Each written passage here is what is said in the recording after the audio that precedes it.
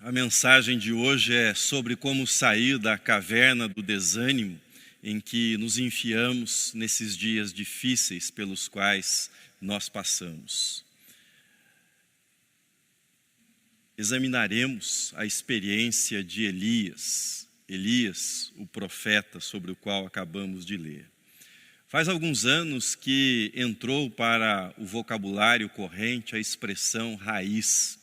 E essa expressão é utilizada em alguns casos para denotar um tipo puro, algo original, alguma coisa que representa o que está lá na origem, o que está no começo das coisas. Elias, nesse sentido, pode ser chamado de profeta raiz, para usar essa expressão corrente.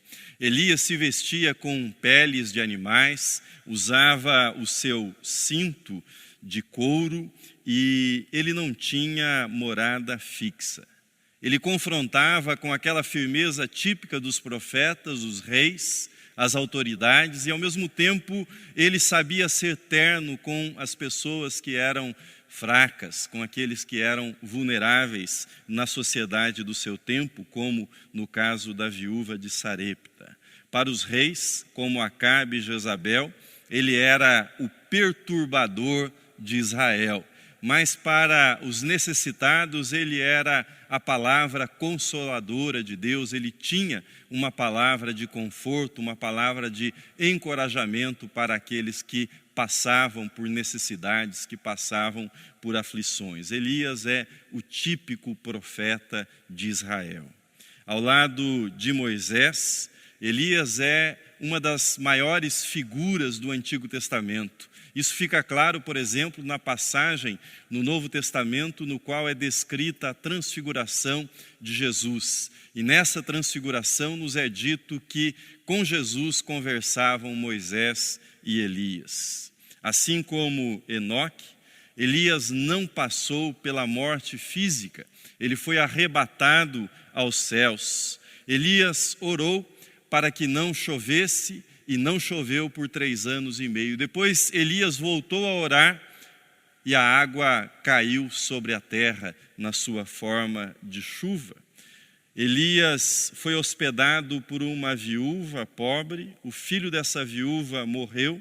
Elias orou pelo menino e o menino voltou à vida, tornou a viver novamente. Elias, sozinho, enfrentou no Monte Carmelo os profetas de Baal e os derrotou.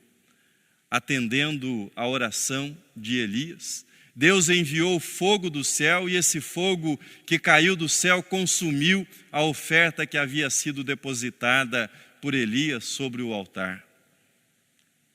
Mas segundo está escrito em Tiago, Elias era humano como qualquer um de nós. E Tiago diz isso para incentivar-nos à oração. Mas Elias, sendo humano como qualquer um de nós, e tendo as suas experiências extraordinárias que nós não tivemos, Elias, sendo humano como qualquer um de nós, também enfrentou um período severo de desânimo.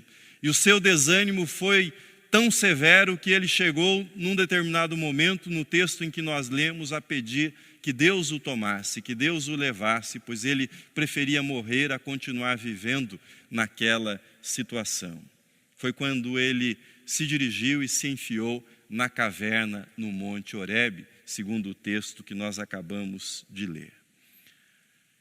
Entre o dia glorioso no Monte Carmelo e o descanso no arrebatamento na carruagem de fogo, Elias conheceu a experiência dura, a experiência difícil da caverna, do desânimo, do abatimento, da tristeza.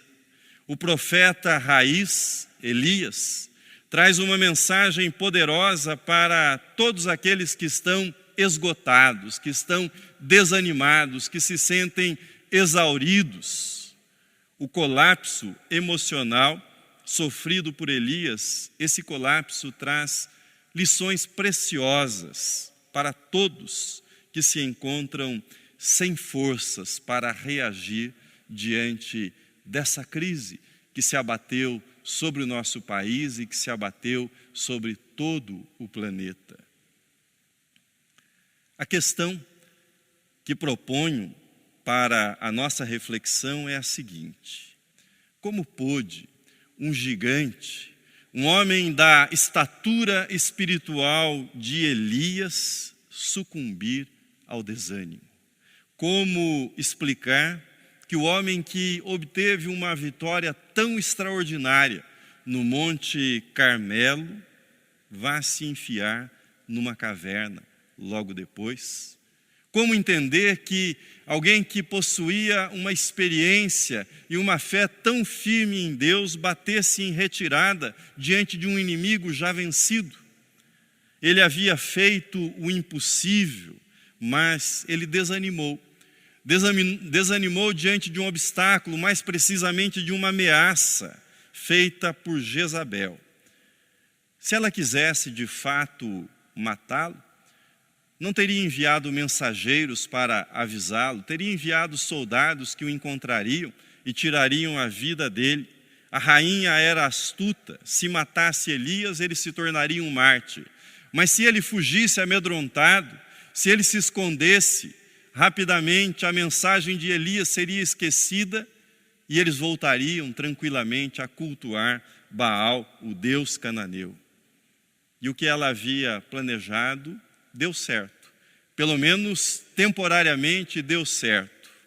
Elias ficou com medo, desanimou, fugiu para o deserto. No deserto ele deixou seu servo e ficou completamente só. E sozinho ele pediu a morte para si.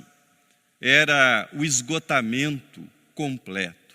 Um esgotamento espiritual, uma exaustão física, uma exaustão emocional que se abatia sobre o profeta Elias.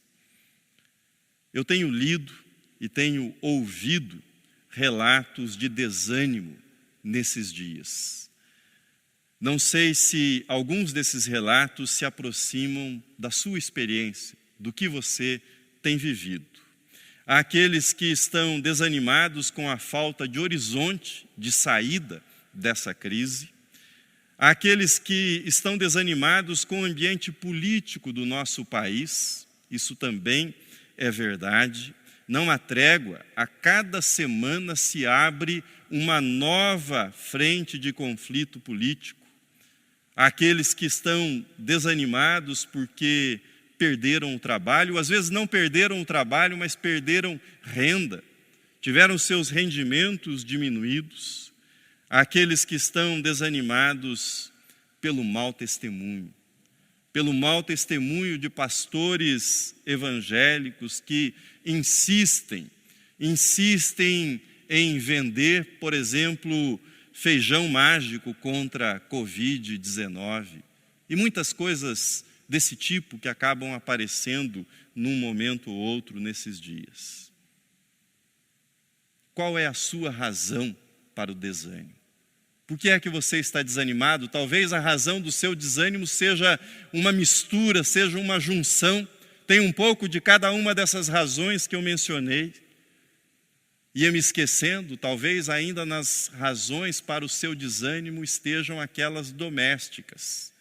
O trabalho doméstico que aumentou, ou os conflitos familiares que foram aumentados e que não podem ser evitados porque agora todos estão nesse confinamento por esses dias e questões que antes eram evitadas agora precisam ser enfrentadas nesses dias. Problemas de relacionamento no âmbito da família. Essa pode ser a razão do seu desânimo nesses dias. Por tudo isso, e talvez por muito mais, essa quarentena tenha sido também e esteja sendo para você uma espécie de deserto. Seja para você essa experiência do que foi a caverna do desânimo para Elias. Os medos, quais medos? O medo de perda de renda, o medo de ficar doente, o medo de ficar doente e ficar sozinho, o medo de ter que tratar de assuntos que você preferia evitar, preferia não tratar nesse momento, o medo de ter de entrar em conflitos por conta da guerra política, do clima de guerra política que se instalou entre nós e o que deveria ser apenas uma questão de saúde ou uma questão de economia, que já não seria pouco, se transforma também num conflito político de vida ou morte. Todos esses medos nos empurram na direção da caverna do desânimo, da perda da alegria com o presente, da falta de esperança em dias melhores. Tudo isso nos empurra na direção do desânimo. Se esta é a sua situação, se essa é a sua condição nesses dias, tenho certeza que o exame da experiência do profeta Elias, do que ele passou e do modo como Deus agiu em favor dele, ajudando-o a sair da caverna, o ajudará também nesta manhã. Quero refletir com você sobre como Deus ajudou o profeta Elias, o que Deus fez para que Elias saísse daquele estado de desânimo e voltasse novamente a experimentar a vontade de Deus e o cumprimento da vontade de Deus na vida dele.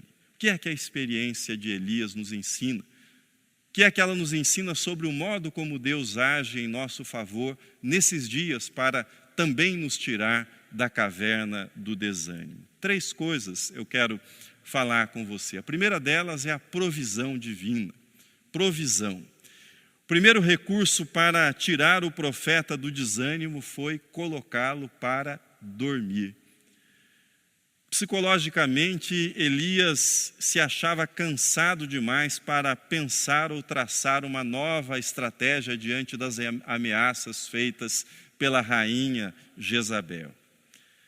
A verdade é que há momentos, e esse é um desses momentos, esse tempo que nós estamos vivendo, há momentos na vida que o essencial para a restauração das nossas forças é o descanso.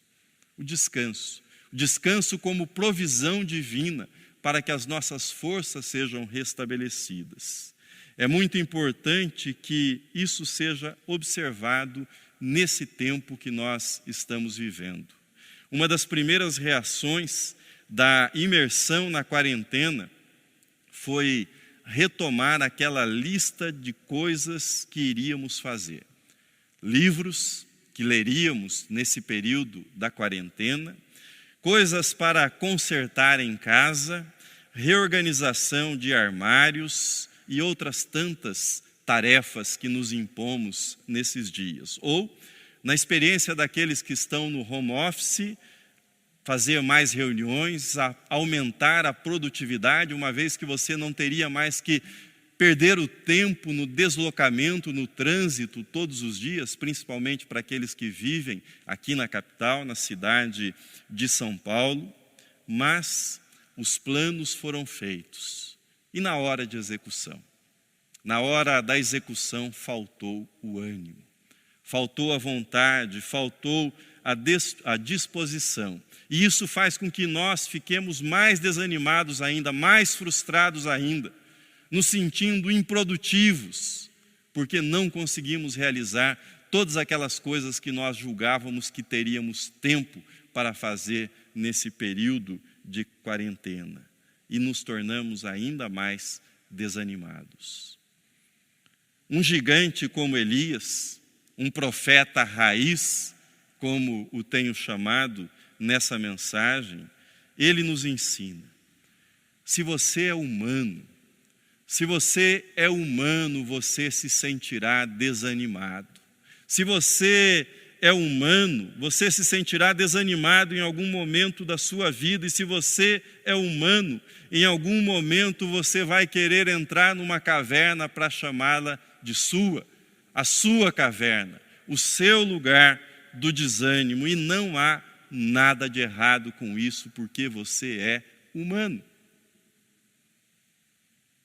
Negar que temos medo, negar que nós ficamos desanimados, só vai piorar as coisas e só vai dificultar a nossa saída e a nossa retomada da vida. Saiba, porém, que quando você se enfiar na sua caverna, quando você se jogar na sua caverna dizendo basta, para mim já deu, Deus estará lá com você. Deus não o abandonará. Deus estava na caverna no Horebe com Elias. Deus está com você na caverna do desânimo nesse momento que você vive. Deus não o deixará sozinho, assim como Ele não deixou Elias sozinho. Diz o texto que quando Elias estava ainda no deserto, o anjo enviado por Deus preparou para Elias um pão cozido sobre pedras e uma botija com água. O anjo acordou Elias com um toque, o chamou e lhe disse: levanta-te e come. E diz o texto: comeu, bebeu e tornou a dormir. É bom dormir, deve ser melhor ainda dormir depois de se alimentar com um pão cozido, preparado por um anjo. Essa foi a experiência de Elias. Aquele não era o momento de falar, aquele não era sequer o momento de orar, era o momento de dormir e comer, comer e dormir novamente. Se você está desanimado e quer recobrar suas forças e esperanças, o primeiro recurso que Deus pôs à sua disposição para isso é o descanso. O descanso é fundamental. O descanso é tão importante que um dos 10 mandamentos dados por Deus na lei, dados para Moisés, trata do descanso, trata do dia de sábado, o dia do repouso, o dia do descanso.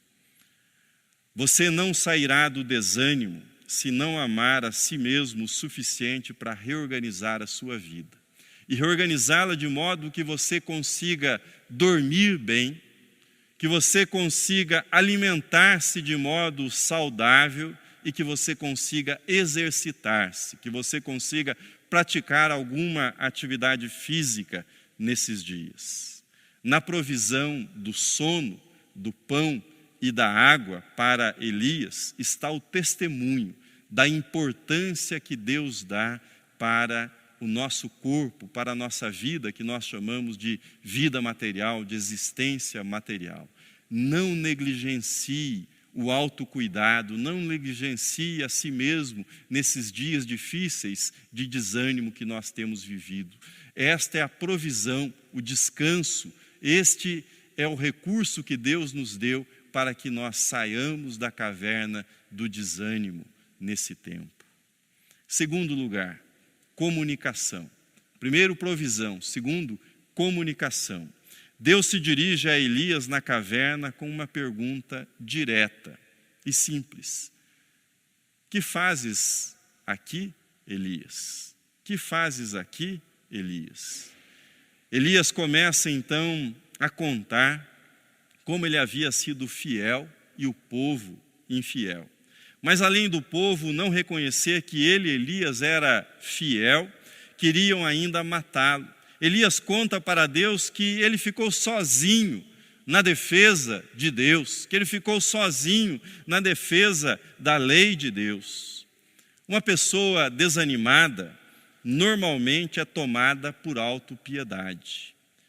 Só eu me interesso, só eu me preocupo, só eu vejo as coisas, só eu trabalho. Você deve conhecer esse sentimento, você deve conhecer essa experiência. É a experiência da exaustão que leva à experiência da autopiedade. Deus manda que Elias saia da caverna.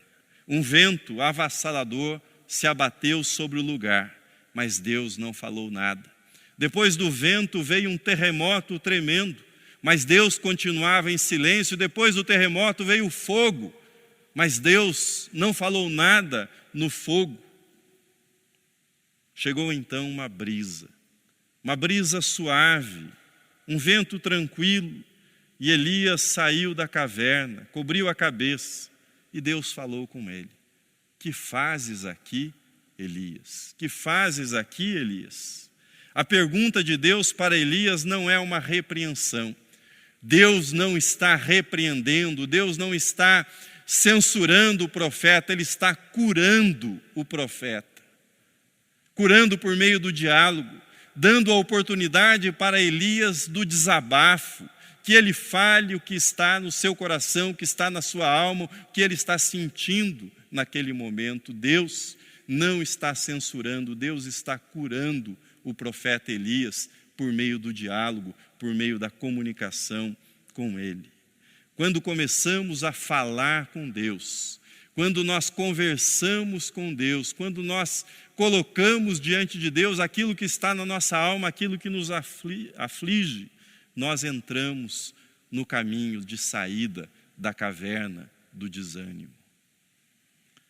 Deus não falou no furacão, Deus não falou no terremoto, Deus não falou no fogo, mas Ele falou na brisa suave que soprou sobre Elias. A lição é preciosa. Quando nós estamos desanimados, Deus, na sua misericórdia, nos fala por meio da brisa suave. Ou seja, por meio das pequenas coisas do dia a dia, do cotidiano. Por exemplo, um sorriso de alguém da família, do filho, um sorriso de alguém querido por você, ou às vezes um pouco de sol, nesses dias frios, o aroma do café coado que chega até você numa manhã. São os pequenos sinais da graça divina, mostrando a bondade de Deus em animar os seus filhos que estão abatidos, que estão entristecidos, que estão desanimados. Cremos num Deus que fala, cremos num Deus que se comunica e que nos fala de um modo curativo, de um modo amoroso, de um modo restaurador para a nossa alma. Cremos num Deus que fala pela brisa suave de cada dia, trazendo alento para o nosso coração, para a nossa alma. Terceiro, primeiro, Deus age em nosso favor pela provisão. Segundo, pela comunicação, Ele fala conosco. E terceiro, a colaboração. Este foi o passo final para a restauração do ânimo de Elias. Deus fez isso de modo direto. Ele diz assim para Elias: vai, volta ao teu caminho para o deserto de Damasco. Lá ele deveria ungir Azael, rei da Síria, deveria ungir Jeú como rei de Israel e deveria ungir Eliseu, que seria profeta, em seu lugar.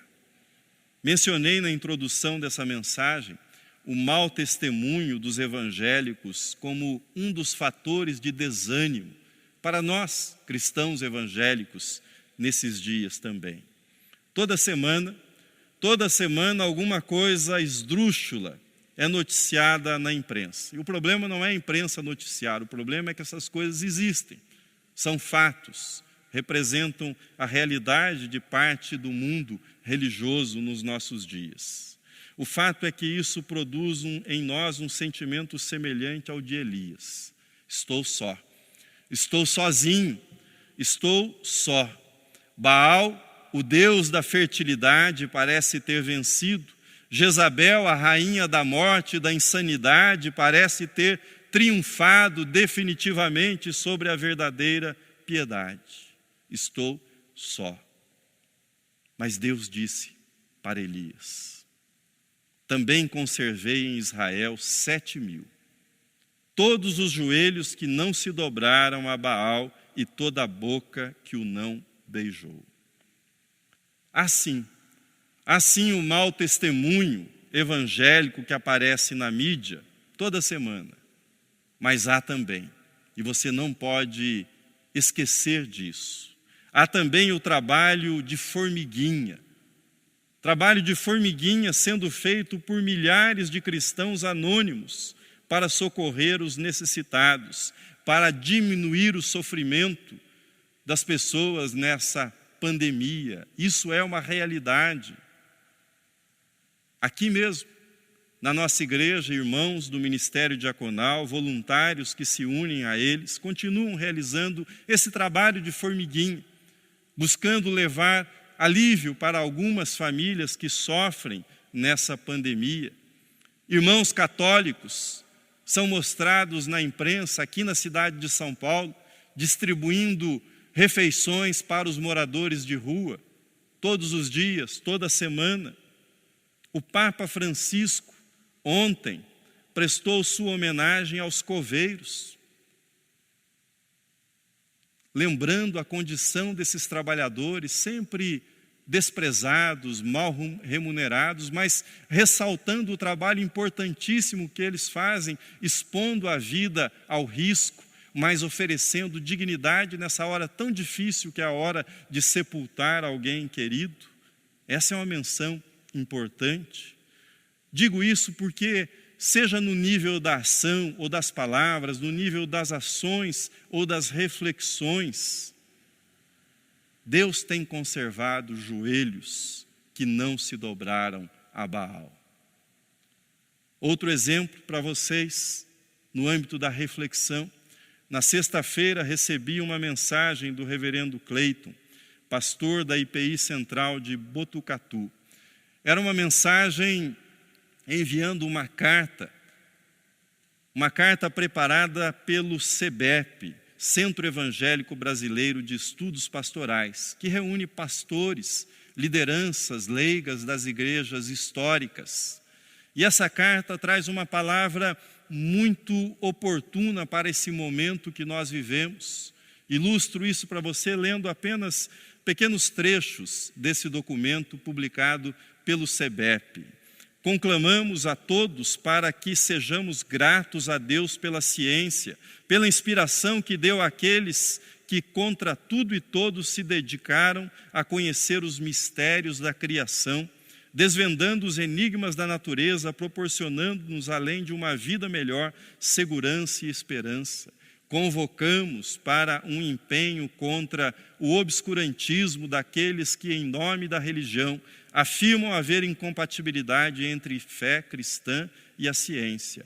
Essa religiosidade, diz a carta, é inimiga de Deus e do ser humano e vai contra o Evangelho de Cristo. Não há conflito entre piedade e conhecimento acadêmico, nem entre os dois livros de Deus, a Bíblia e a criação. Denunciamos o uso do nome de Deus para justificar práticas políticas e eclesiásticas contrárias aos valores do reino de Deus, inclusive o estelionato espiritual daqueles que exploram o medo e a credulidade dos humildes, visando atrair riquezas, seguidores e poder. Eu assinei a carta. Ontem já passava de 1.000, certamente passará de 7.000 o número de apoiadores desta carta. Você pode procurá-la e pode assiná-la também, se estiver de acordo com ela. O que quero lhe dizer é, não fique sozinho. Não fique sozinho. Mais ainda, não deixe que o desânimo o faça pensar que só restou você. Não. Há milhares de joelhos que não se dobraram e não se dobrarão a Baal. Há milhares e milhares de joelhos. Há milhares e milhares de mãos que continuam sendo estendidas ao próximo, fazendo isso por amor e para glorificar a Deus. Termino. Elias era humano como nós, escreveu Tiago, para encorajar-nos à oração, para dar testemunho que Deus ouve a oração de seres humanos como nós, assim como ele ouviu a oração de Elias.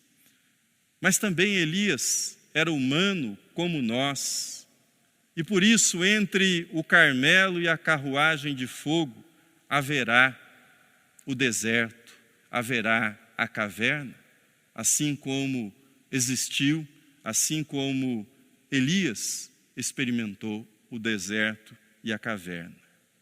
Mas o Deus do Carmelo, o Deus que dirige a carruagem de fogo com os seus cavalos, é também o Deus que busca, que encontra, que vai em direção aos seus servos que se enfiam na caverna do desânimo em algum momento da vida. Davi, outro gigante do Antigo Testamento, ele também conhecia bem a textura e a temperatura das cavernas. Ele se enfiou ao longo da sua vida em algumas cavernas. E ele escreveu no Salmo 139, para onde me ausentarei do teu espírito, para onde fugirei da tua face? Se subo aos céus, lá estás, se faço a minha cama no mais profundo abismo, lá estás também. Se tomo as asas da alvorada e me detenho nos confins dos mares, ainda lá me haverá de guiar a tua mão e a tua destra me susterá. Não brigue, não se desespere com a caverna. Deus se faz presente.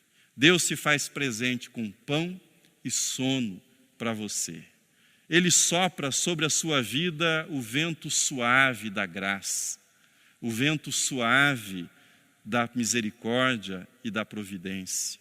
Ele providencia para você uma rede de irmãos, de irmãs, de parceiros no reino de Deus. Parceiros que estão ao seu lado, e muitas vezes você não sabe disso, mas que estão ao seu lado nesse momento difícil de reconstrução da vida pessoal e coletiva.